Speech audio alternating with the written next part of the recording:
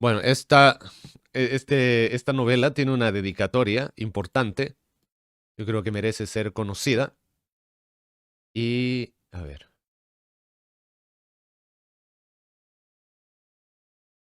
¿dónde estamos? Aquí mostrar pantalla. Este libro está dedicado a los fanáticos de la decimonovena Legión. Así que...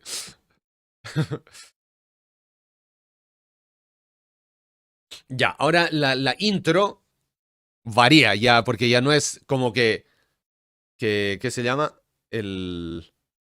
Vaya, o sea, no es porque esté empezando o estemos a puertas de la herejía, aquí la herejía ya estalló. Entonces dice, una época legendaria. La galaxia está envuelta en llamas. La gloriosa visión que tenía el emperador para la humanidad no es más que ruinas. Su hijo más favorecido, Horus, ha dado la espalda a la luz de su padre y se ha entregado al caos. Sus ejércitos, los poderosos y temibles marines espaciales, se encuentran enfrentados en una brutal guerra civil. Antaño, estos guerreros definitivos lucharon codo con codo como hermanos para proteger a la galaxia y llevar a la humanidad de regreso a la luz del emperador. Ahora luchan entre sí. Algunos siguen leales al emperador, mientras que otros se han unido al señor de la guerra. Por encima de todos destacan los primarcas, los comandantes de las legiones compuestas por miles de marines espaciales. Son unos seres sobrehumanos, magníficos y representan el logro culminante de la ciencia genética del emperador. Lanzados al combate los unos contra los otros, nadie tiene la certeza de conseguir la victoria. Los planetas arden. Horus logró dar un golpe terrible a los leales en Istvan V y 3 legiones fieles al emperador quedaron prácticamente aniquiladas. La guerra ha comenzado, un enfrentamiento que envolverá a toda la humanidad en un fuego arrasador. La traición y el engaño han suplantado al honor y la nobleza. Los asesinos acechan en cada sombra, los ejércitos se organizan.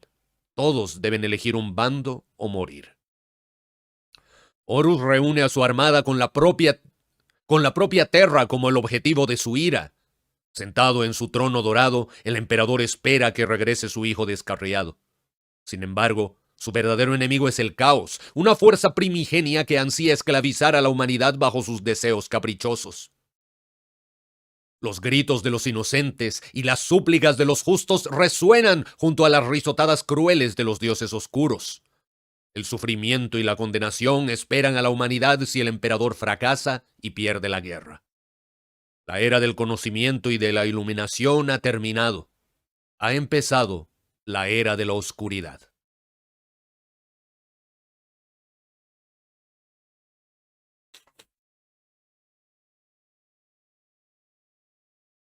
¿Acaso el emperador tuvo que considerar algo así alguna vez? ¿Hubo algún momento en el que contemplara su obra y se preguntara qué o quién le había dado permiso para realizarla? ¿Alguna vez dudó de la justificación de su causa o de los métodos que las circunstancias le obligaron a utilizar? Esas dudas son una debilidad, algo que solo sufren las criaturas inferiores al Señor de la humanidad. Yo contemplo mi obra y siento esperanza y desesperación en igual medida. Ahora me doy cuenta de que he hecho algo terrible porque soy incapaz de pedir perdón por ello. A pesar de todo lo que ha ocurrido, no creo haber actuado con otro ánimo que la mejor de las intenciones y el más noble de los propósitos. Fue la era más oscura que jamás hubiéramos conocido, y si echando la mirada atrás puede parecer que actué con egoísmo, solo puedo decir que nos asediaba un enemigo no como algo a lo que jamás nos habíamos enfrentado, sino como algo a lo que jamás esperábamos enfrentarnos. Todo lo que habíamos creado, todo por lo que habíamos luchado a lo largo de muchos años, se encontraba al borde de la aniquilación absoluta. No se trataba tan solo de que las glorias del pasado podían quedar destruidas, sino que lo que estaba en peligro era el propio futuro de la humanidad. Nadie que no viviera en esos tiempos puede juzgar a aquellos que sí lo hicimos. ¿Por qué? Supongo que porque estábamos allí, en Tel Után y en Puerto Monlo y en las colinas temblorosas. Si no hubiéramos estado nosotros, habrían sido otros. Ni siquiera ahora soy capaz de comprender los motivos que movieron a aquellos que se convertían en mis enemigos por desgracia o por voluntad propia, y siento incluso menos lástima que comprensión. Sin embargo, a pesar de todo eso, sé que no fue un simple capricho o una flaqueza lo que provocó la guerra. Los individuos con poder, los individuos con ambición y con los medios para cumplirla, tienen objetivos que son mucho más elevados que los de los demás y se justifican a sí mismos con argumentos morales que se encuentran por encima de los propios de los mortales comunes y corrientes. Aunque me mantuve fiel al propósito principal de mi existencia, no voy a negar que no sufrí la misma vanidad que impulsó los actos de aquellos que serán juzgados por las generaciones futuras. Incluso cuando nos encontrábamos en la cima, cometimos actos que serían considerados cuestionables en el mejor de los casos en cualquier época más civilizada. La lección que se debe aprender no trata sobre lo que ocurrió, sino en por qué ocurrió. Sumidos en la oscuridad, en la desesperación, hicimos algo que solo se puede justificar por la necesidad más cruel. No me juzguéis. Estoy por encima de vuestros juicios, aunque no sea merecedor de vuestro perdón. Fragmento de registro recuperado. Autor desconocido. Circa, milenio 31. Y entonces, damos inicio a la primera parte de la novela. Los ecos de Istvan. Capítulo 1. Recuerdos de grandeza. Reunión de hermanos. El nuevo mando de Bran. La última vez que estuvo en el sistema Istvan, la partida había sido muy diferente. 800 estandartes chasqueaban y ondeaban bajo el fuerte viento mostrando los emblemas de cada compañía de la Legión con colores dorados, blancos y plateados sobre el fondo negro. Las alas y las garras de diferentes diseños flameaban entre las imágenes de espadas y escudos. El brezo de color púrpura y verde oscuro había quedado aplastado bajo las botas de las armaduras. Grandes zonas de líquenes azules habían permanecido arrasadas por las incontables pisadas hasta dejar a la vista la tierra oscura y la roca pálida que había debajo. Organizados en una serie de filas inmóviles, los legionarios de la Guardia del Cuervo llenaban la superficie del Valle Redarth. Los Stormbird, las Thunderhawk y las demás naves de asalto estaban posadas en las alturas que las rodeaban, con las siluetas recortadas contra un cielo casi nocturno de tonos azules y púrpura. De un extremo al otro del horizonte se extendían nubes rasgadas de color violeta, igual que si las hubieran arrastrado los dedos de la mano de alguna deidad. El cielo sobre el ejército estaba dibujado por las estelas de vapor de los cazas de patrulla y los puntos de luz que se movían en la bóveda oscura indicaban la presencia de naves en la órbita baja. Parecían meteoritos que avanzaban con lentitud para observar con cuidado lo que ocurría bajo ellos. En la entrada del valle, situada al norte, esperaban los aliados de la Guardia del Cuervo. Con sus colores rojo y dorado, la cohorte Therion se encontraba al completo con sus tanques y vehículos de transporte desplegados bajo las columnas de penumbra y sombras de las inmensas máquinas de guerra de las legiones de titanes Legio Victorum y Legio Adamantus. En la guardia se encontraba un destacamento de 500 guerreros. La mayoría llevaba una armadura de caparazón de color negro brillante con la capucha baja, lo que dejaba a la vista las cabezas con el pelo cortado a cepillo y las caras tatuadas con trazos en espiral. Las lentes de precisión de los soldados relucían bajo la luz de la puesta del sol, con las alabardas rifle alzadas en gesto de saludo. Delante de este destacamento estaba la guardia de élite, con armaduras plateadas y rodeando a un grupo de dignatarios civiles vestidos con túnicas lujosas y abrigos con rebordes dorados y grandes charreteras. A la señal de uno de aquellos ancianos, los soldados y los jefes se arrodillaron sobre una pierna e inclinaron la cabeza en señal de respeto hacia el gigante que surgió caminando con lentitud de las filas de la Guardia del Cuervo. El hombre que se acercaba a la delegación de Istvan era mucho más que un hombre. Era un primarca. Lord Corax, comandante de la Guardia del Cuervo, se alzaba por encima incluso de sus guerreros sobrehumanos. Su armadura era tan negra como la noche, cubierta de filigranas grabadas que dibujaban torres, cuervos y espirales intrincadas. Llevaba la cabeza al descubierto, lo que dejaba a la vista su tez pálida y el cabello negro y lacio que caía sobre la gorguera de la ornamentada placa pectoral. En la espalda del primarca se veía una mochila de vuelo con garras negras. Las plumas metálicas silbaban con un tono agudo bajo la brisa mientras caminaba. Los ojos oscuros contemplaron a la solemne delegación con una expresión de orgullo. Con las manos envueltas por los guanteletes con las cuchillas de energía, Corax les indicó a los delegados de Istvan que se pusieran en pie. Os arrodilláis como si fuerais un enemigo derrotado. Poneos en pie como hombres del imperio, declaró el primarca. Su voz resonó con facilidad por encima del viento que le arremolinaba el cabello alrededor de la delgada cara. Hemos combatido los unos contra los otros, pero la verdad imperial se ha impuesto y habéis jurado aceptar sus enseñanzas. Al someteros a los deseos del emperador, habéis demostrado ser individuos suaves y civilizados, unos conciudadanos más que adecuados para los numerosos mundos que forman parte del imperio de la humanidad. Lo hacéis no como un pueblo conquistado, no como un pueblo subyugado, sino como ciudadanos libres que han demostrado su coraje y su orgullo al defender sus valores, pero que han visto la luz de la verdad imperial y ahora dan la bienvenida a los beneficios que traerá consigo. Corax se volvió hacia su legión y su voz aumentó de volumen hasta resonar en los extremos más alejados del valle sin apenas esfuerzo. Hemos luchado mucho y hemos luchado con valentía, y otro mundo ha sido salvado de la oscuridad que supone la superstición y la división para ser llevado a la luz de la claridad y la unidad del emperador, arengó a sus guerreros. Con honor hacia los caídos y respeto a los que se encuentran aquí, proclamo el sistema Isvan incorporado al imperio. Un rugido de aprobación ensordecedor surgió de los vocalizadores de los 80.000 guerreros con armadura, al que se unieron los vítores procedentes de los centenares de miles de gargantas de los guerreros de Therion, un clamor que quedó ahogado por el tronar de celebración de las sirenas de los titanes. Fin de sección.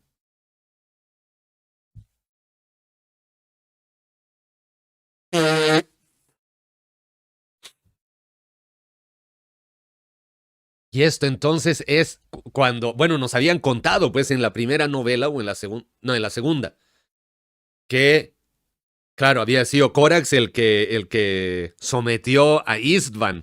Entonces esta es esa parte en el pasado. ¡Mamma mía! Ya vamos a hacer una pequeña pausita porque es congeladito.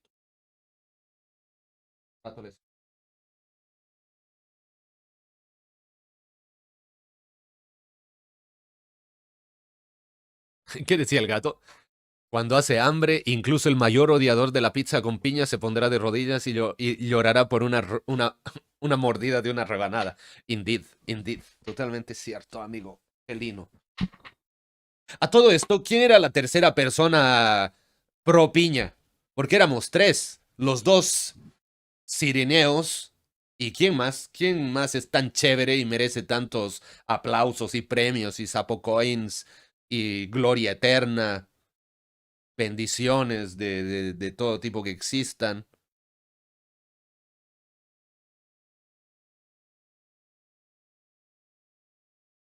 No, la sirena estaba totalmente en contra de la pizza con piña. A falta de información era Alfarius. Ah, verdad, eres Spike, ciertamente, ciertamente. Correcto, ¿cuánto sabe? ¿Cuánto sabe? Oye, creo que ahora, bueno, como con Lady Luz es de... Sí, Spike. Spike es nafta, solo que en YouTube era Spike y aquí es nafta. Y me pregunto si habrá piña en Sirene, a ver. Porque como es zona medio desértica, no puede haber. Tal vez por eso nos gusta, porque en Sirene no había piña. Como es zona más tirada a desierto, debe ser, pues sí, pues. Entonces debe haber pizza con dátiles. ¡Ah! ¡Oh! ¡Oh! Acabo de inventar la pizza de Sirene, Lady Luz Aurel. Ya, perfecto. Cuando nos toque leer algo de portadores de la palabra, que tenemos, ¿qué se llama? Peones de la Tormenta, creo que es una de portadores, y creo que aparece... ¡Ah, y hay otra! Pues hay otra, Aureliano, que ahí aparece Lorgar, que es una novela corta. Ahí vamos a estrenar la pizza sirinea, que es con dátiles, así, que le ganarán a la pizza de piña. Oye, es que pizza de higo también podría ser. Hay higos secos que son... ¡Oh, pero qué maravilla! ¡Qué maravilla! Los venden en el mismo lugar que venden los dátiles. O sea, ahí venden todos los frutos secos y estas cuestiones. O también los damascos así deshidratados. ¡Uy, ya! Hoy siempre terminamos acabando de comida, weón. Puro sufrir son estas transmisiones. Qué horror, gente de Terra. Ya, no te has perdido mucho, Electros. Básicamente, a ver, ¿qué fue?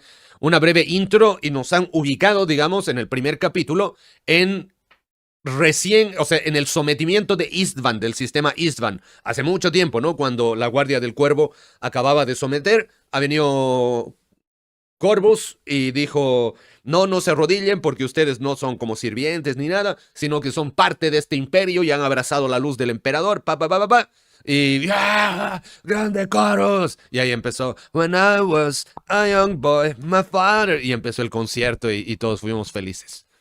¿Ya? Y ahora va a cantar Elena. Ah, no, ahora estamos post Elena. ¿Ya? Muy bien. Y si no hay piña en Sirene, significa que su escasez la encarece. Así es, Lady Lu. Ya sabemos cómo alcanzó la nobleza en su casa, vendiendo productos escasos a precios elevados, pero tiene absolutamente toda la razón. Ya. Muy bien. Continúo entonces.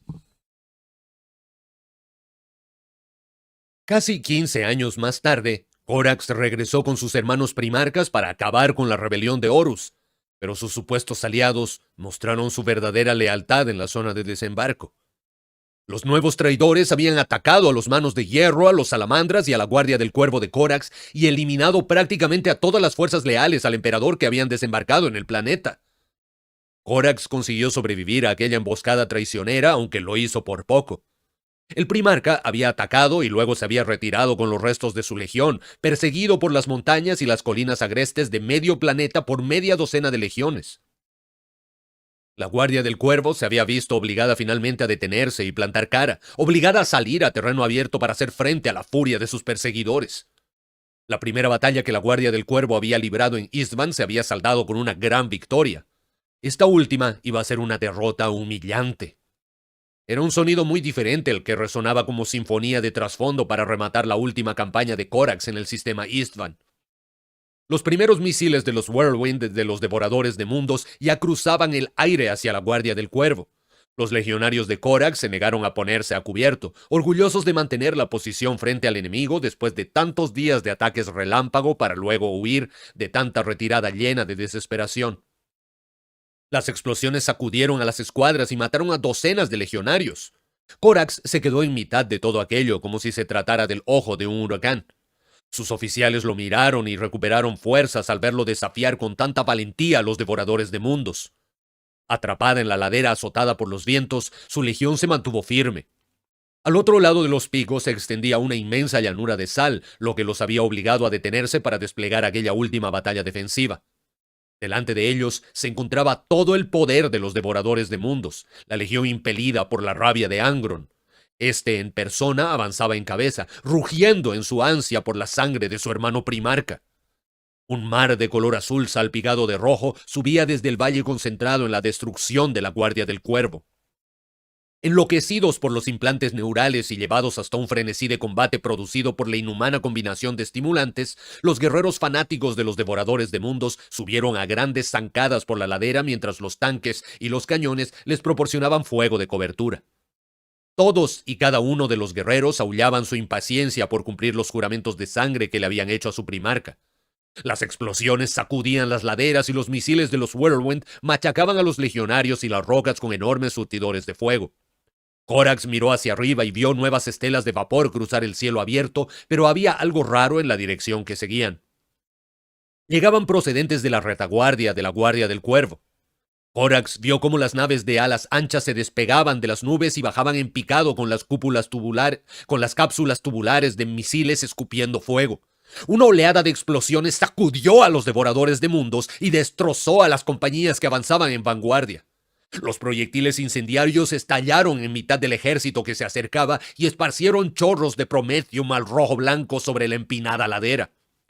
Corax siguió mirando con expresión incrédula los rayos de plasma abrasadores provenientes de la órbita que estaban abriendo unos enormes huecos en la legión del primarca Angron.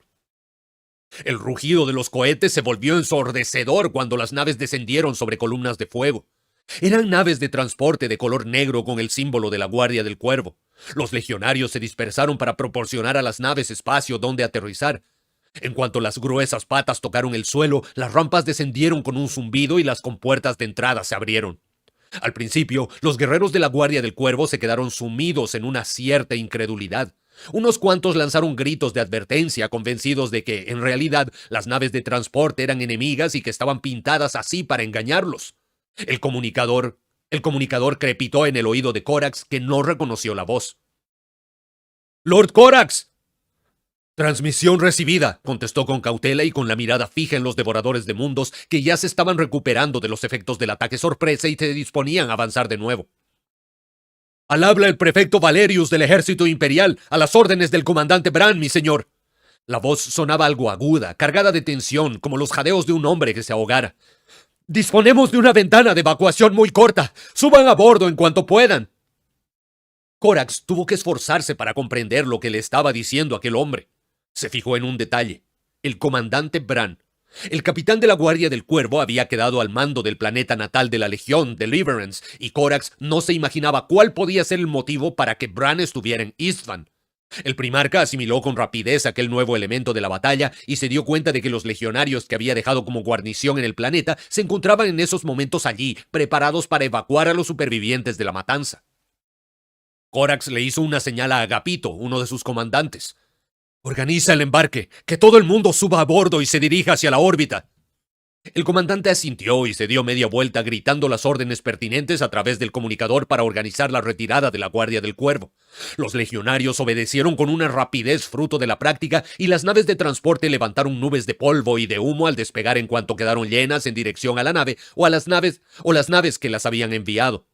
Corax contempló cómo se alejaban mientras una nueva andanada de proyectiles caía otra vez en las posiciones de la Guardia del Cuervo. La onda expansiva de una explosión a su izquierda hizo que se tambaleara.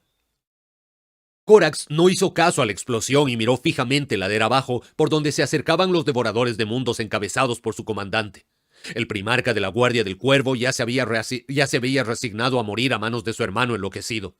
Sería un final adecuado caer bajo las hachas de Angron, y siempre existía la posibilidad, una ínfima posibilidad, de que Corax matara al primarca de los devoradores de mundos y de ese modo librara a la galaxia de su pérfida existencia.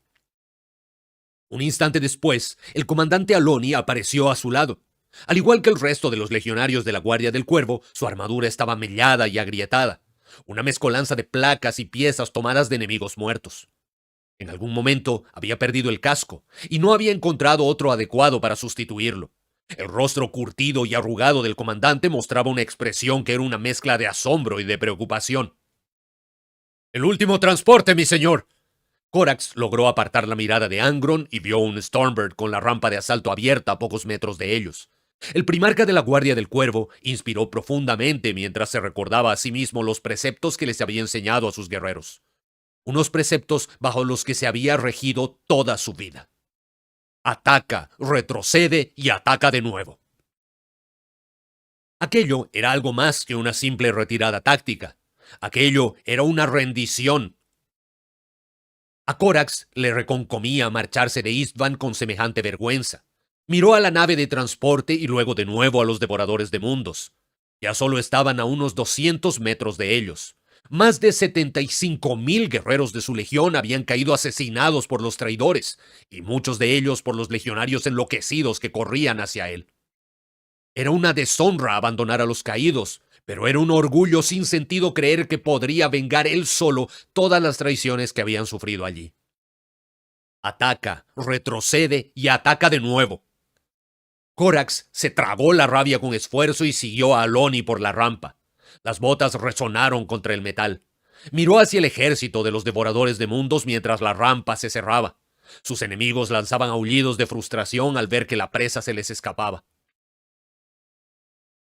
«Hemos sobrevivido, mi señor».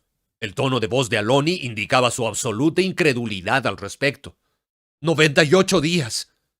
Corax no sintió deseo alguno de celebrarlo. Miró a Aloni y a los demás legionarios que había sentados a lo largo de los bancos del interior del compartimento de transporte. «Vine a Istvan con 80,000 guerreros», le recordó el primarca. «Me marcho con menos de 13,000. Sus palabras apagaron el ánimo jubiloso de todos, y un silencio sombrío sustituyó a esa sensación de alivio. Lo único que se oía era el rugido de la nave de transporte. Corax se colocó de pie al lado de una portilla de observación, con el suelo retumbando a sus pies, y contempló cómo se alejaban las colinas de Urgal mientras recordaba los miles de guerreros que lo habían seguido hasta allí y a los que ahora dejaba atrás. ¿Qué hacemos ahora?, le preguntó Agapito. Haremos lo que siempre hemos hecho. La voz de Corax recuperó fuerzas mientras hablaba. Sus palabras lo tranquilizaron tanto a él como a sus guerreros. Nos replegaremos, recuperaremos fuerzas y atacaremos de nuevo. Esta no será la última vez que los traidores se enfrentarán a la Guardia del Cuervo. Esto ha sido una derrota, no el final. Volveremos. La nube le ocultó el planeta cubriéndolo con una capa de blancura y ya no volvió a pensar en los muertos. Fin de sección. Y si no estoy mal, esto mismo ocurría en el vuelo del Cuervo, porque recuerdo que decía, vinimos con cerca a 100.000 y nos vamos con cerca a 10.000.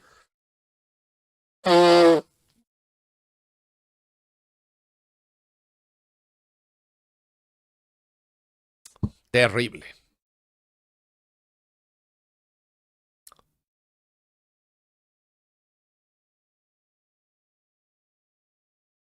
Hoy no hay recuento del lobo y ahora que lo pienso, olvidé de nuevo el recuento del cuervo. Pero estamos cerca nuevamente a el recuento del cuervo en México. Así que todo el Adeptus, bueno, en México y países cercanos de Centroamérica, ¿no? Para quienes en este momento son las 18:46. Entonces estamos a 14 más 19, 33. Estamos a 33 minutos del recuento del cuervo. Ah, pero hoy es 16, no es 19. El 19, a las 19:19 sería el máximo recuento del cuervo. Ya, entonces ahora... Denme un segundo.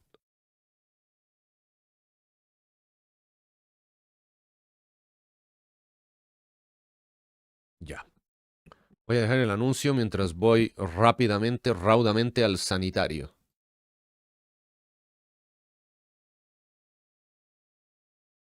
Corax fue incapaz de soportar las expresiones desoladas de sus guerreros y salió del compartimento para tener un breve momento de retiro en el pasillo ligeramente inclinado que subía hasta la cabina de mando.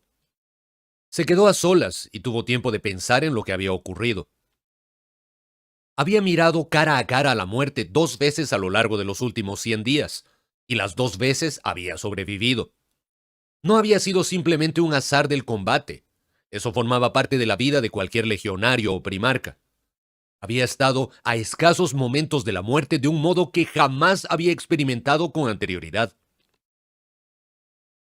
Se inclinó hacia adelante para no golpearse la cabeza con el techo del pasillo y se puso de espaldas a la pared para recostarse al tiempo que apoyaba las piernas contra el lado opuesto. Se quitó el casco y se quedó mirando con expresión ausente la dañada rejilla de la placa facial antes de dejarse caer el casco al suelo cuando sus dedos cansados lo soltaron. Vio las melladuras y las grietas de las placas de la armadura, con los grabados acribillados por los disparos de Volter y las delicadas filigranas desaparecidas por los impactos de láser y las explosiones de misiles. Debajo del plastiacero y el metal notaba el dolor de las heridas. Le llegó el olor de su propia sangre, coagulada en una docena de heridas graves. El agudo sentido del oído del primarca le permitió captar las conversaciones que sonaban de trasfondo en el receptor de la red de comunicaciones del casco que había dejado caer. La parte subconsciente de su cerebro absorbió el flujo de información mientras sus pensamientos conscientes vagaban a la deriva. Todavía no habían dejado atrás el peligro.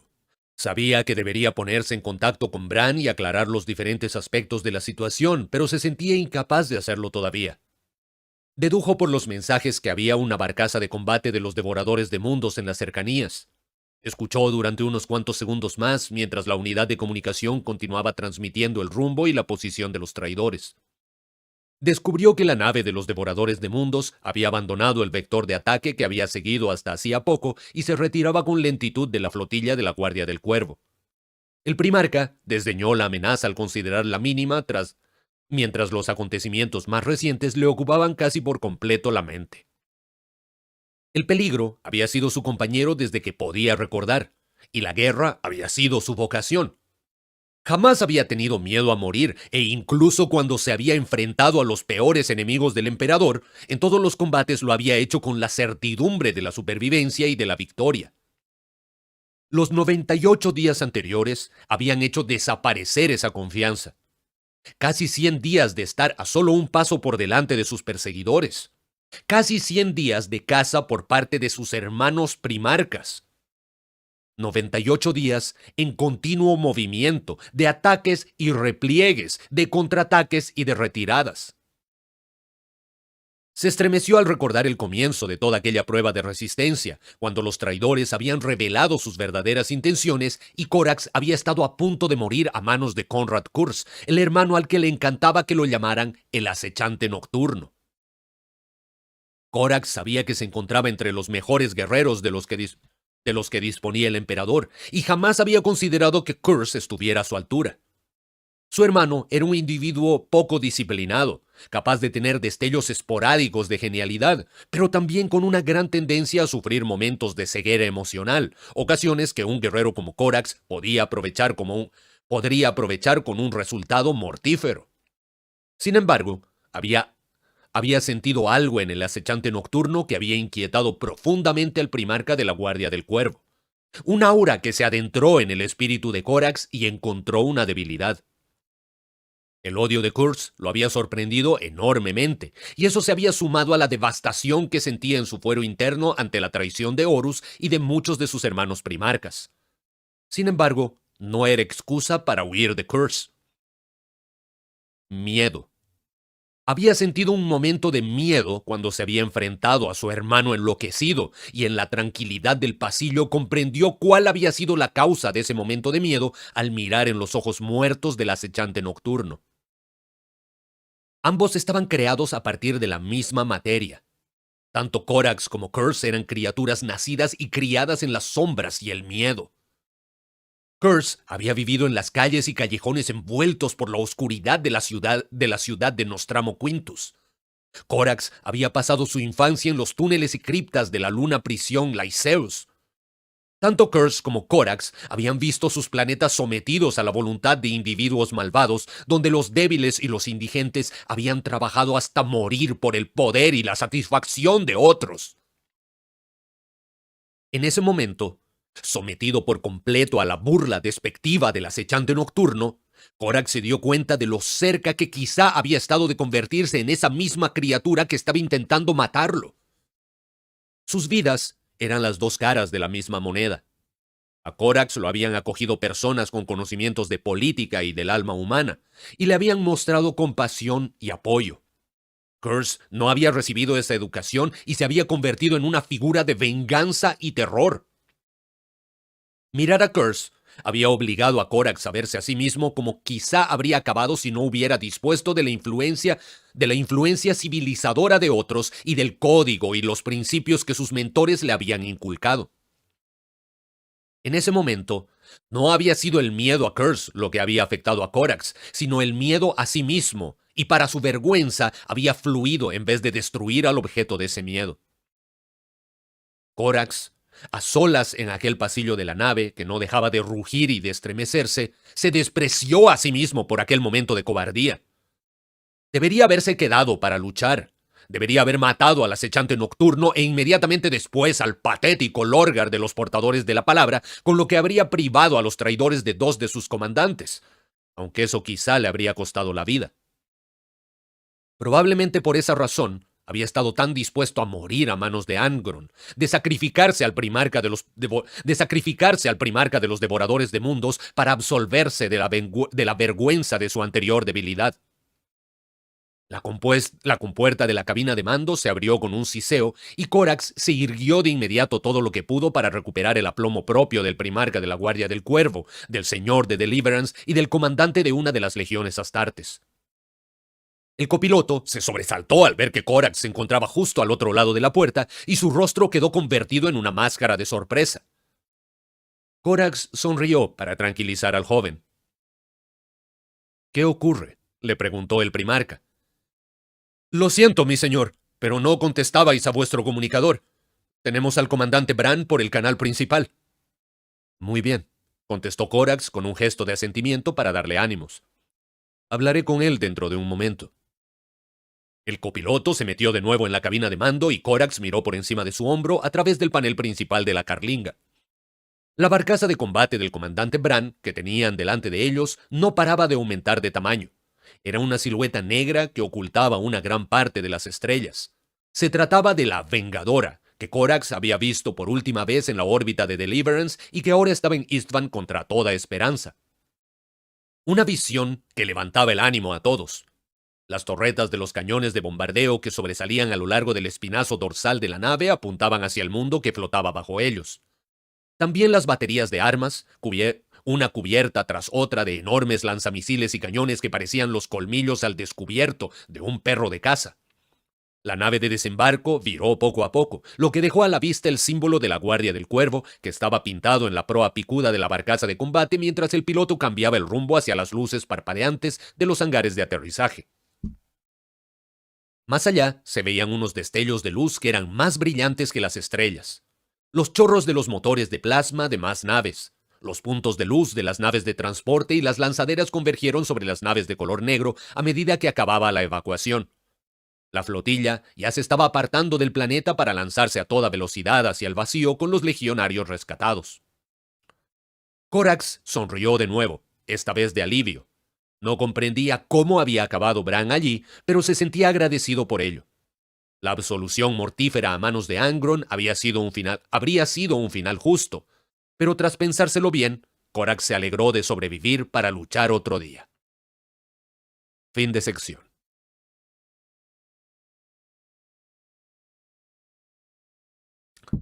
A ver, aquí son 2 horas más que allá. ¿Cuándo será la verdadera hora de la palabra divina?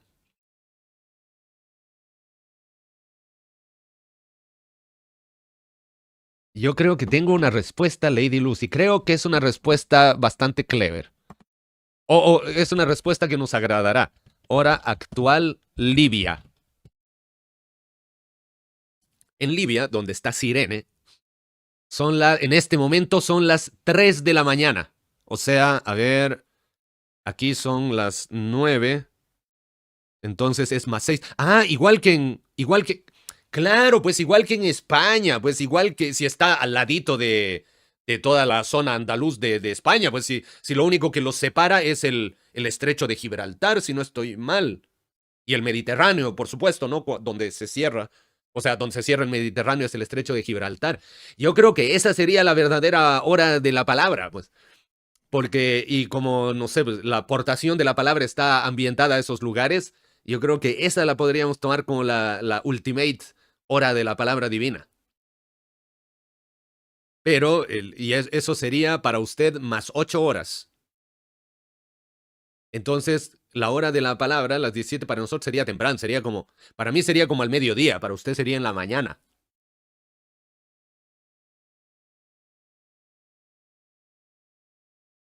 Oye, efectivamente hay point of view de Corax. Tiene un muy buen punto ahí, Mark Dayton. Muy buen punto, indeed. Estuvo bacán la introspección de Corvacio. Y esta parte que dice es súper importante, pues, porque cuando estuvo peleando contra otras gentes, o sea, contra not primarcas, ninguna había sido realmente una batalla considerable en el sentido de que nunca vio su supervivencia amenazada. Y es lo que muchas veces hemos hablado del miedo, pues, desde la primera novela. Es fácil ser valiente cuando uno está más o menos asegurado. Si no hay nada que temer, está re fácil ser valiente. Lo difícil es ser valiente cuando el miedo está presente. Por eso, digamos, el mejor ejemplo son los hobbits en El Señor de los Anillos. Para Aragorn, Legolas, Gimli, Gandalf, puta, es fácil no sentir miedo si son puta uber poderosos los culeados. O sea, cada uno se pitea no sé cuántos urukais y así son machos para pelear, pues, ¿no? Pero los hobbitcitos, weón, que están así, ni siquiera han sido entrenados, así son como tipitos que estaban felices, desayunando 4 veces en sus pueblos, viviendo una vida contenta, así, todos bien, todos buena onda. Entonces, toda alegría, alegría. La comarca era un lugar así súper pacífico. Y los mandan ahí a un campo de guerra, pero igual los ves a los culeados así cuando Aragorn al final dice "This is for Frodo" y corre, y los primeros en reaccionar son los hobbitcitos. Entonces, eso es verdaderos cojones, ¿no? Y entonces todos los primarcas aquí, claro, nunca antes han tenido motivos reales para enfrentarse al miedo. Y ahora entonces, qué bacán que se haga esta apreciación de que finalmente vio algo que realmente lo podía matar de vuelta. Claro, Lorgan no tanto, digamos, era una pelea más desbalanceada, pero el Cornelio, mal que mal, ya, y él mismo dice, es indisciplinado y tiene ataques de brillantez, digamos, pero al final de cuentas, puta, ya, dentro de todo es vencible, y él lo ve así.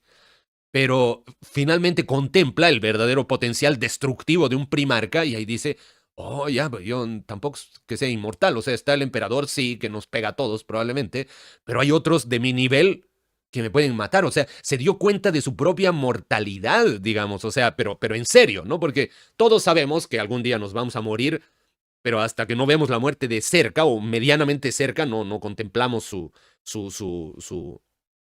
existencia, digamos. O sea, y no necesariamente en la guerra, digamos. Uno puede estar en la calle y de repente se salva de nada de que un auto lo pise, y ni siquiera por culpa de uno, ¿no? Sino porque apareció de la nada, digamos, y dices, oh, weón, eso estuvo súper cerca. O que digamos que estés caminando y una maceta cae a tu lado de un edificio y dices, oh, conche su madre, eso caía así 30 centímetros más hacia mi lado y era, adiós, au revoir. Entonces, claro, ahí uno dice, oh, la muerte está en todas partes, así. No necesito estar enfermo, no necesito ser viejo, no necesito estar en la guerra, así, para que la muerte. Entonces, como que ahí tuvo su momento de iluminación. Bacán. ¿Y qué dice? Entonces, cuando llegue la hora, sigo dormida. Ah, bueno, depende a qué hora se despierta usted, Lady Luz. Pero, a ver, la hora 17 menos 8. Serían las 11 de la mañana para usted, salvo que duerma hasta las 11.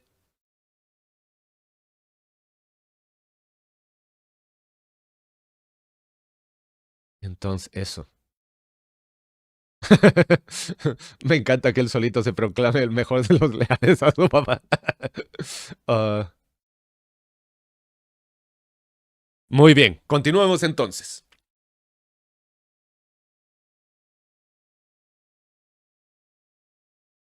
Bran estaba de pie en la plataforma de acoplamiento vigilando cómo aterrizaban las naves de desembarco. La primera ya estaba desembarcando a sus ocupantes. Con pasos cansados, los supervivientes de la Guardia del Cuervo desfilaron por las rampas hacia la puerta. Tenían muy mal aspecto. La mayoría mostraban señales de heridas. Sus armaduras eran un mosaico de colores.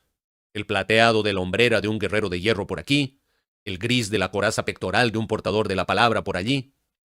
Sus armaduras estaban resquebrajadas y rotas, ensangrentadas y manchadas, y cada rostro al que Bran miraba tenía grabada la fatiga en él. Con la mirada perdida, los últimos supervivientes de la masacre de la zona de desembarco caminaron con dificultad por el muelle de carga, donde fueron recibidos con sonrisas y ánimos por parte de los guerreros de Bran. Los siervos se les acercaron con comida y bebidas servidas en sencillas bandejas de metal. Los legionarios de mirada perdida bebieron y tragaron sin ceremonia alguna para que recuperaran energía aquellos cuerpos sobrehumanos llevados al límite por la larga guerra de guerrillas. Les quitaron las sombreras y las armas para repararlas mientras los apotecarios, los tecnomarines y sus ayudantes se encargaban de atender las reparaciones y las heridas más urgentes. Aunque los acontecimientos que habían provocado el regreso de los supervivientes eran especiales hasta ser únicos, la doctrina de la Legión seguía siendo la misma. Una batalla, se perdiera o se ganara, era el pasado, y la siguiente no tardaría en llegar. Un guerrero que no está preparado para combatir no es un guerrero en realidad. Aunque estaban agotados, sin munición para las armas y con las armaduras estropeadas y el ánimo tenso hasta casi el punto de la ruptura, la Guardia del Cuervo se encontraba en una zona de combate, por lo que tomaron nuevas armas y cargadores de munición y dejaron que los tecnomarines y los apotecarios se ocuparan de todo lo que fuera necesario para que estuvieran de nuevo en condiciones de combatir. Unos servidores, mitad máquina, mitad humano, traquetearon entre silbidos a través del gentío creciente, trasladando cajas de municiones, de granadas y de piezas de repuesto para las servoarmaduras de los legionarios. Otros servidores, unas criaturas enormes con grúas en vez de brazos y orugas en vez de piernas, se dirigieron retumbantes hacia las naves de desembarco y se dedicaron a recargar las bombas y los misiles que transportaban en las guías colocadas a lo largo de sus espinas dorsales metálicas. Cuando aterrizó la última de las lanzaderas, Bran se acercó a ella mientras bajaba la rampa de acceso. El primer legionario en salir tenía un aspecto estrafalario. Su armadura era un revoltijo de colores y de ceramita sin lacar. De la armadura original tan solo quedaba una hombrera con la insignia de la legión. Se quitó el casco y lo dejó caer al suelo. ¡Agapito!, sonrió Bran. Le dio una palmada a su hermano en el pecho. «Sabía que estabas vivo. Eres demasiado testarudo para permitir que algo así te mate». Bran miró de cerca a su hermano, sorprendido por su aspecto extravagante. Una nueva cicatriz le recorría la mejilla derecha hasta llegar a la garganta. Pero, aparte de eso, era la misma cara que Bran había conocido toda la vida. Agapito devolvió la sonrisa con cansancio. Sus ojos, de un marrón profundo, contemplaron a Bran afectuosamente. Alargó una mano por detrás de su cabeza y lo atrajo hacia sí. Las dos frentes se tocaron en señal de respeto y camaradería. «Veo que no has sido capaz de mantenerte alejado de los problemas, Bran». El comandante se distanció un poco de Agapito para ver cómo Corax descendía por la rampa. El primarca se alzaba imponente por encima de sus legionarios con la armadura negra tan desgastada y magullada como las de aquellos bajo su mando. «Estuve siguiendo tus transmisiones», dijo Corax. «¿Por qué el enemigo abortó su ataque?» «No tengo la menor idea, Lord Corax», le respondió Bran. «Puede que se lo pensasen mejor al tener que enfrentarse a 3 naves a la vez». «¿Dónde están ahora?», preguntó el primarca. «Se han retirado a unos 100.000 kilómetros», apuntó Bran. «No parece que tengan intenciones de atacar de nuevo». «Qué extraño», comentó Corax. Agitó la cabeza como si descartase una idea. «Ordena a las demás naves que se pongan rumbo a Deliverance». «Sí, Lord Corax», respondió Bran al mismo tiempo que se daba con el puño en el pecho. «¿Y nosotros hacia dónde nos dirigimos?» «A Terra», le respondió el primarca. «Debo tener una audiencia con el emperador». Bran y Agapito intercambiaron una mirada, pero no dijeron nada mientras Corax salía del hangar de aterrizaje. Bran miró de nuevo a Agapito y vio una expresión extraña en sus ojos. Caminaron juntos por la cubierta, fijándose en todos los detalles, pero sin detenerse en ningún lugar concreto. «Tranquilízate, hermano», le dijo Bran mientras le daba una palmada en el brazo. «Aquí no hay enemigos. Estás a salvo». Agapito posó su mirada perdida en Bran y asintió con un gesto afirmativo, pero también lleno de duda. Luego, su confusión y la inquietud desaparecieron y le sonrió a la vez que lo agarraba de un brazo. «Sí, es cierto», contestó Agapito. «Creí que nunca volvería a ver el interior de una nave de la Guardia del Cuervo». Una sirena de alarma sonó 3 veces, y su aullido penetrante interrumpió los pensamientos de Bran. «Strategium a comandante Bran», anunció una voz por el sistema de comunicación general. «Alerta de cercanía. Varias naves enemigas han cambiado de rumbo en dirección a nuestras posiciones. Tiempo estimado de intercepción, 5 horas». «Todo preparado para activar los escudos de reflejo», contestó por el microcomunicador. Lanzó una rápida mirada a Agapito y se obligó a sonreír de un modo animoso. «Bueno, quizá no del todo a salvo». Fin de sección. Aquí voy a hacer una observación importantísima. Se han dado cuenta, y estoy seguro, mis queridos amigos, que aquí hubo muchas partes que eran copy-paste de lo que justo hemos leído hoy. Entonces, bajo esa perspectiva, qué fortuito que hemos leído así el anterior relato y justo inmediatamente después esto. Porque la penúltima sección, porque la última era lo ultimito del Legionario Alfa y el Devorador de Mundos con la cabeza reventada, pero la penúltima fue, muchas partes eran copy-paste, pero así textual, ¿ya? Que la cicatriz de aquí a acá, el Bran que lo recibieron y que no sé qué, y que estaba pintado con pedazos de guerrero de hierro, de portadores de la palabra, etcétera, etcétera. Igual. En este caso, no me voy a quejar mucho, o sea, igual encuentro medio ordinario copy-pastear. ¿Ya? Porque en el fondo nos están vendiendo la misma weá en 2 empaques. Aquí es una parte pequeña dentro de todo y principalmente no me parece tan sospechoso porque es el mismo autor. Es Gav Thorpe el que ha escrito el anterior relato y es Gav Thorpe el que el que está escribiendo esta novela. Entonces, de acuerdo, porque dijo, quiero linkear. Ya, ¿sabes qué? Por último, si me das una explicación medianamente convincente, te la compro, papu. Dale, dale, sigue escribiendo. Pero el fracaso perfecto, que es cuando se encuentran Horus y Fulgrim después de que Ferrus no quiere unirse al bando traidor, ahí es de autores diferentes. Entonces ahí hay una wea muy turbia que yo no puedo dejar pasar y siempre que vea oportunidad recordaré. Porque eso es de autores diferentes. En una es el Graham Macmillanesa y en el otro es el Benito el Contador. Entonces ahí hay algo demasiado extraño y ahí se nota mucho más el afán mercantilista Games Workshopero. Pero bueno, sigamos viendo. ¿Qué dicen ahí? ¿Cómo no te vas a cagar de miedo si Conrad te mira y todos sus ojos negros, no hay blanco, al igual que Corvus, y te dice, mírame y observa tu muerte? Mientras sus cuchillas lanzan rayos, así cualquiera se caga. ¿Ahriman se llevaba bien con su hermano? Sí, igual se querían y todo. Y la muerte de su hermano igual le pesó.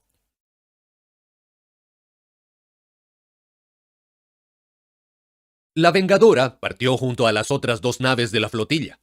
Las tres tomaron rumbos distintos para confundir y dispersar las estelas dejadas por los motores. Las otras dos naves, Triunfo y Valor del Cuervo, se dirigían hacia los límites del sistema planetario antes de efectuar la traslación a la disformidad y comenzar el viaje de regreso al planeta natal de la Legión, Deliverance. Corax ordenó a la Vengadora que se dirigiera hacia Istvan 4, tanto para confundir a sus perseguidores como con la esperanza de reunirse con la pequeña flota de naves de Therion que Bran había enviado a la zona varios días antes para engañar a los traidores que tenían bloqueado Istvan. Había muy pocas esperanzas de que las naves del ejército imperial hubieran sobrevivido. Habían sido el último objetivo de la flota de los Devoradores de Mundos y diversas naves más. Con la Legión y la flota de la Guardia del Cuervo al borde de la desaparición, cada nave y cada soldado era un activo valioso, y después de sopesar los riesgos y las ventajas, Corax decidió que merecía la pena dedicarle a la misión unos cuantos días si con ello conseguía aumentar un poco sus efectivos. Bran lo había apoyado argumentando que la Guardia del Cuervo tenía una obligación con sus aliados y debía al menos intentar reagruparse con ellos. Además de que las naves de Therion serían un elemento militar valioso, también era importante dar un mensaje tras los desastrosos acontecimientos que se habían producido en Istvan, que aquellos que se mantenían fieles al emperador no serían abandonados a su suerte. Corax les había dejado bien claro a los comandantes que la Vengadora era una nave demasiado valiosa como para arriesgarla sin un buen motivo, por lo que la búsqueda sería corta. Si se corría el riesgo de ser descubiertos, la barcaza de combate interrumpiría de inmediato la búsqueda y se dirigiría a los límites del sistema para efectuar el salto a la disformidad.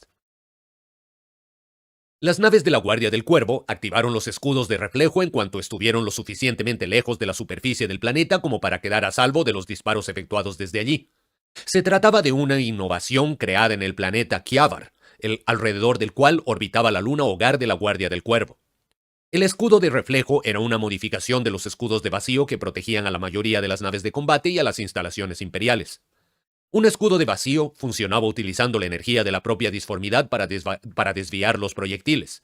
El escudo de reflejo actuaba cambiando la modulación de los núcleos de disformidad que proporcionaban energía a los escudos de vacío y los calibraba hasta que admitían una mayor zona de tolerancia y los orientaba hacia adentro, por lo que la materia y la energía generadas por la nave quedaban redirigidas. Cualquier forma de radiación emitida por las naves de la Guardia del Cuervo quedaba desplazada, por lo que resultaban indetectables para los sensores de los equipos de exploración. Las ventajas de la tecnología del escudo de reflejo se adecuaban muy bien a la clase de guerra que les gustaba librar a Corax, ya que permitía que las naves de combate de la Guardia del Cuervo se acercaran sin ser detectadas a sus objetivos para atacar con rapidez y contundencia antes de retirarse. La escasa necesidad de energía que requería el sistema implicaba que semejante sigilo se podía mantener de forma casi indefinida. Sin embargo, su uso acarreaba un importante contratiempo. Al tener que emplear los generadores de los escudos de vacío en los escudos de reflejo, cualquier nave de la Guardia del Cuervo carecía de defensa contra los ataques físicos y se tardaba bastante tiempo en pasar los generadores de un sistema a otro, por lo que la nave quedaba vulnerable durante bastantes minutos sin aquel campo de ocultación ni las defensas de energía operativas por completo. De ahí la rápida partida de la órbita del planeta. A los augures y los sistemas de exploración de las bases y las naves traidoras les pareció que las naves de la Guardia del Cuervo se habían fundido con las estrellas. A simple vista, habrían titilado durante unos instantes mientras los escudos de reflejo terminaban de activarse y apagaban la luz que se reflejaba en la superficie de los cascos hasta que todas las emisiones de energía quedaron absorbidas y las naves se volvieron invisibles. Otro de los problemas de los escudos de espejo, uno que Korax se había esforzado por arreglar durante muchos años sin lograrlo, era el bajo nivel de energía que era capaz de compensar. Los reactores solo podían funcionar a la mitad de potencia sin generar un exceso de energía que no se podía disipar, lo que provocaba una disminución de la velocidad máxima que se podía alcanzar y entorpecía el funcionamiento de los sensores de la nave. Así fue como, de forma lenta y medio a ciegas, la Vengadora se alejó de Istvan V trazando un arco alrededor del planeta hasta que comenzó a dirigirse hacia su objetivo. La nave no se dirigió directamente hacia Istvan IV, ya que una de las doctrinas de combate de la Legión era acercarse siempre al objetivo por un rumbo indirecto, así que la nave tomó una ruta en zigzag y menos directa utilizando una fórmula que había diseñado Korax para aprovechar al máximo el efecto amortiguador de los escudos de reflejo, lo suficiente como para engañar a cualquier perseguidor o sistema de sensores que tuviera la capacidad de detectarlos. Korax nunca estaba dispuesto a correr riesgos en lo que se refería a moverse con libertad y sin ser visto. Pasarían varios días antes de que la Vengadora llegara a la distancia mínima para utilizar la reducida capacidad de sus sensores con Istvan IV. Korax aprovechó ese tiempo para revisar la organización de los restos supervivientes de su legión. Incluidas las compañías de Bran, disponía de menos de 4.000 legionarios de diversos rangos y especialidades. A la mayoría los había organizado en los Garras, compañías tácticas que quedaron bajo el mando de Agapito. Los supervivientes de las diversas escuadras de asalto, junto a numerosos veteranos enterrados dentro de los Dreadnoughts, se habían agrupado en los Azores, bajo el mando de Alon y Tev. Por último, el puñado de escuadrones de motocicletas, de Land Speeders y dotaciones de naves que todavía quedaban fueron puestas bajo el mando del capitán Solaro An, y a las unidades se las denominó halcones. A 2 días de distancia de Istvan V, Korax convocó una reunión con sus 4 comandantes y les explicó la reorganización y el reparto de tareas que se produciría en cuanto la Legión estuviera reunida de nuevo en Deliverance. Los 5 se reunieron en los aposentos de Bran, que se los había cedido al primarca desde la llegada de este a la nave. La estancia principal estaba decorada de forma sencilla, con las paredes de plastiacero pintadas de color azul apagado, ocupada solo por una armadura y una estantería sobre la que normalmente colgaría el equipo personalizado del comandante, creado por artesanos armeros. En ese momento estaba vacío, ya que todos los legionarios de la fuerza supervivientes se encontraban en permanente estado de disposición para el combate, por lo que incluso dormían con la armadura puesta y el volter en las manos. En el suelo había grabado un relieve del símbolo de la Guardia del Cuervo, un pájaro heráldico con las alas y las garras extendidas con una cadena enrollada alrededor. Sobre el símbolo habían colocado una mesa circular de metal con aspecto de bronce bruñido y el símbolo de la Legión, y emisores de comunicación y pantallas de imagen para una docena de asistentes. En aquel momento, las pantallas eran simples placas de color gris apagado, con los emisores y los teclados desconectados mientras estuvieran activados los protocolos de navegación en silencio. Cada ápice de energía sin utilizar podía significar la diferencia entre permanecer ocultos y la detección. Korax se encontraba de pie frente a las puertas dobles que conducían de vuelta al Strategium, inclinado hacia adelante y con las manos apoyadas en la mesa. Agapito y Aloni estaban sentados a su derecha, con Bran y Solaro a la izquierda. Al ser hermanos, Bran y Agapito se parecían más de lo habitual. Tenían la misma mandíbula cuadrada, frentes anchas y mejillas planas. Ambos procedían de la prisión de esclavos de Deliverance, y ni siquiera los implantes y la manipulación genética que los habían convertido en legionarios habían borrado por completo el aspecto enjuto y pálido de su piel. En Agapito destacaba la nueva cicatriz, pero eran los titubeos que en ocasiones aparecían en su mirada lo que indicaba con mayor claridad la terrible experiencia que había sufrido durante la masacre de la zona de desembarco. Solano era el más joven de todos, y no era más que un niño cuando Corax liberó a Deliverance del dominio tiránico de los caudillos de Kiavaran. Era de tez pálida, como el primarca, con la nariz aguileña y labios finos, y siempre parecía estar en constante movimiento. Los dedos del guantelete no dejaban de tabalear y repiquetear sobre la mesa incluso mientras escuchaba a su primarca. Aloni era el de mayor edad de todos ellos, y tenía una complexión completamente distinta. Había nacido en las llanuras de polvo de Asiática, en Terra, y su piel era más oscura que la de los demás.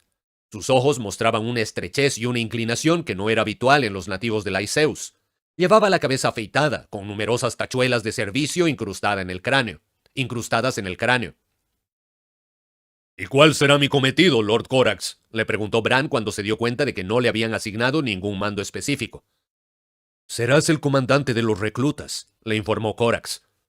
¿De los reclutas? Bran no ocultó su decepción. De no haber sido por una casualidad, hubiera sido yo quien habría estado con vos en Istvan, y Aloni o Agapito hubieran tenido que quedarse con la guarnición en Deliverance. Preferiría un mando de combate, mi señor. Y lo tienes, le contestó el primarca, quien se inclinó hacia adelante para ponerle una mano en la hombrera.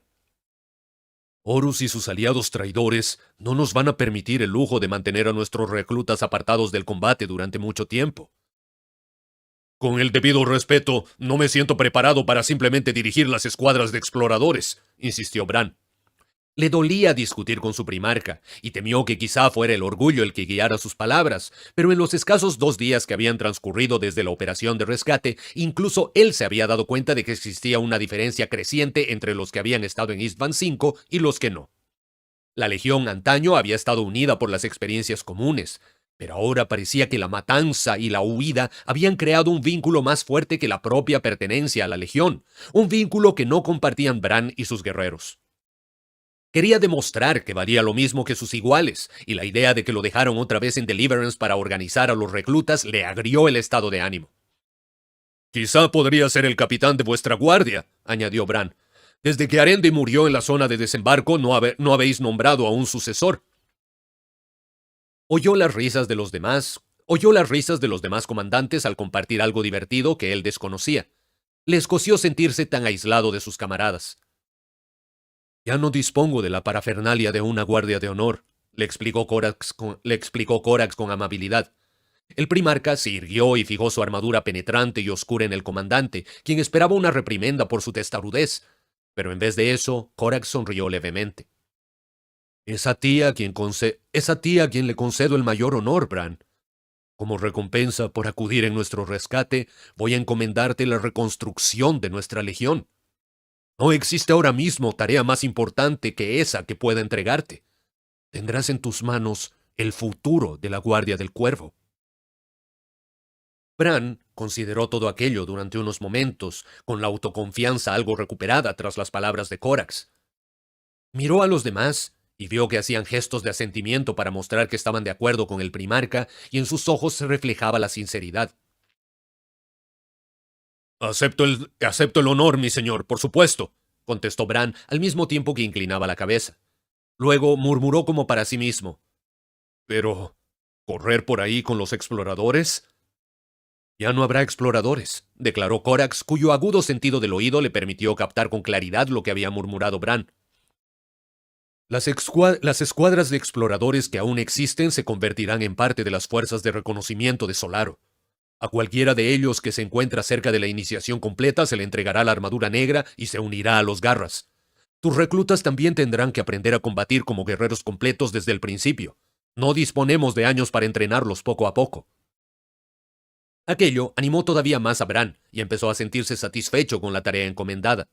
La reunión pasó a tratar otros asuntos, incluida la necesidad de recuperar las reservas de armas y munición de la Legión, además del número de guerreros. Haría falta realizar un recuento completo de todas las armaduras, armas, vehículos y naves para evaluar hasta qué punto las garras de la Guardia del Cuervo habían quedado romas. ¿Qué hay del resto de la flota? ¿Qué hay del resto de la flota?, preguntó Solaro mirando a Bran. ¿Alguna señal de que alguna de nuestras naves haya logrado escapar? Es poco probable, le contestó Bran. Quizá algunas pocas hayan conseguido huir, pero no tendría muchas esperanzas al respecto. No hemos detectado ninguna transmisión, Aunque también es cierto que cualquier nave de la Guardia del Cuervo estaría manteniendo silencio en las comunicaciones para cuando nosotros llegamos. Lo que es indudable es que la sombra del emperador quedó destruida junto a su flotilla de escolta, apuntó Corax refiriéndose a la nave insignia de la flota. Recibí su señal de zafarrancho de combate y de petición de ayuda cuando los traidores abrieron fuego. Las comunicaciones se interrumpieron a los pocos minutos, demasiado pronto como para que se activaran los escudos de reflejo, que frente a semejante superioridad numérica habrían sido la única defensa posible. Un silencio siguió aquella declaración. Unos momentos tensos provocados por la mención del acto de traición cometido por Horus y las legiones que se habían puesto de su lado. Bran vio que Agapito se encorvaba de un modo inconsciente y su mirada se quedaba en blanco. Solaro apretó los puños mientras que Aloni inclinó la cabeza y cerró los ojos en un gesto contemplativo. Los caídos serán vengados. Los caídos serán vengados. Corax solo musitó aquellas palabras, pero las pronunció con tanta vehemencia que Bran no dudó ni por un instante de la voluntad de su primarca. El tintineo de la puerta interrumpió el ambiente cargado de tensión de la estancia. Corax activó un control y las puertas dobles se abrieron para dejar a la vista a un tripulante humano de la nave que llevaba una chaqueta blanca y unos pantalones negros. Tenía en la mano una placa digital. Incluso el sistema de comunicación interno de la Vengadora estaba apagado para ahorrar energía, por lo que se utilizaba a los siervos y miembros de la tripulación más en forma como mensajeros para transmitir las órdenes y las instrucciones por toda la barcaza de combate.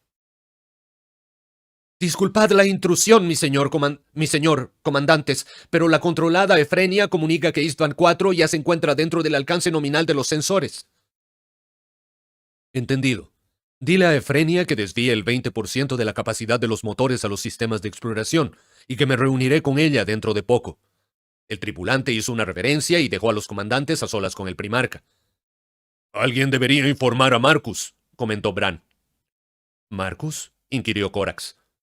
El prefecto Valerius, le explicó Bran, el comandante de los Therion. Fueron sus naves y sus soldados los que envié a Istvan 4.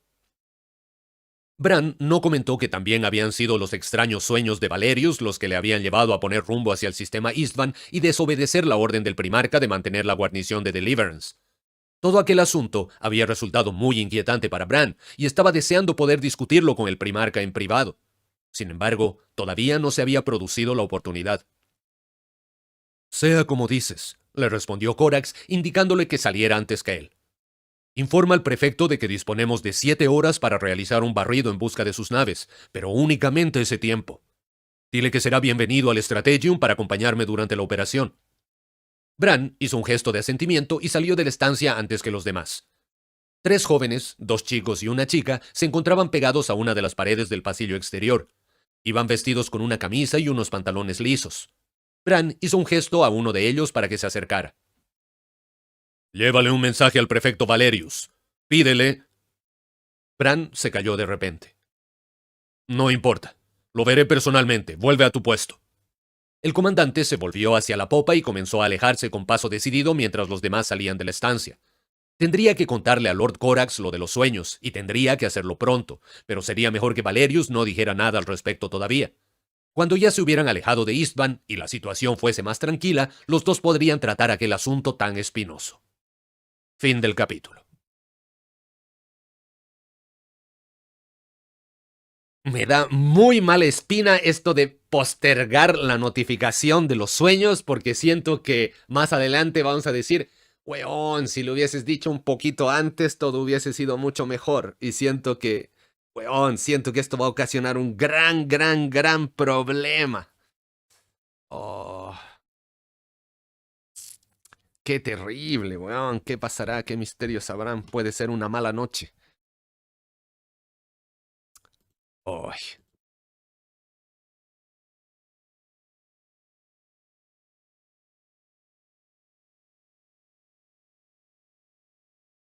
6.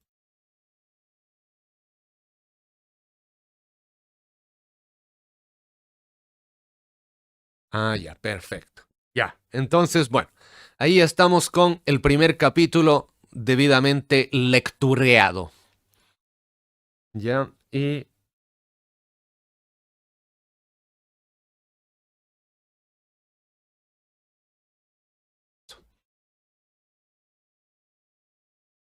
Ya, pues entonces, mi querida gente de Terra, por hoy, a ver qué dicen los mensajes. Ah, sí, cierto. Corvus no tenía miedo hasta que se encontró con Conrad porque Conrad le detuvo su ataque. Creo que Corvus nunca había visto nada detener su fuerza. Tuvo más impacto ver que Conrad tenía la misma fuerza que él. Buen punto.